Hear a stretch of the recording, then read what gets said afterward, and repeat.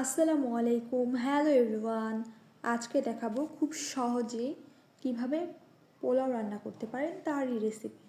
প্রথমে আমি কড়াইতে পরিমাণ মতো তেল দিয়ে নিচ্ছি এবং দিয়ে দিচ্ছি 1 চামচ ঘি এবং দিচ্ছি তেজপাতা, দারুচিনি এবং এলাচ। আরও দিচ্ছি পেঁয়াজ কুচি এবং বাদাম কুচি দিয়ে ভালোভাবে নেড়েচেড়ে নিচ্ছি। বাদামি বর্ণ হয়ে আসা অবধি ওয়েট করব এবং এখানে ধুয়ে রাখা চাল দিয়ে নিচ্ছি।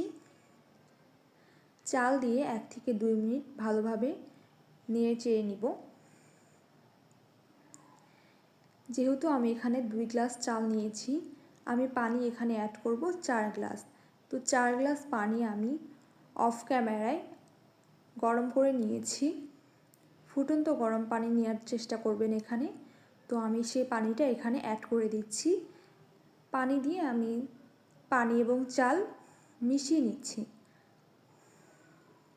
এই পর্যায়ে আমি এখানে অ্যাড করব পরিমাণ মতো লবণ এবং 4 থেকে 5টা কাঁচামরিচ।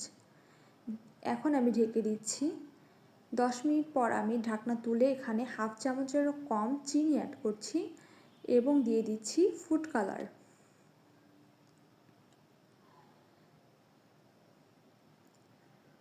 ফুড কালার দিয়ে আমি চামচের সাহায্যে ট্যাপ করে নিচ্ছি ভালো মতো। এরপর আমি এই পোলাওটা ঢেকে নিব 2 মিনিটের জন্য।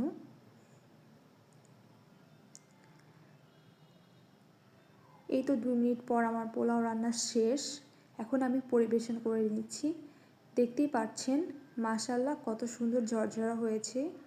আপনারা বাসায় ট্রাই করবেন এবং রেসিপিটা কীরকম লাগলো অবশ্যই জানাবেন। আল্লাহ হাফেজ।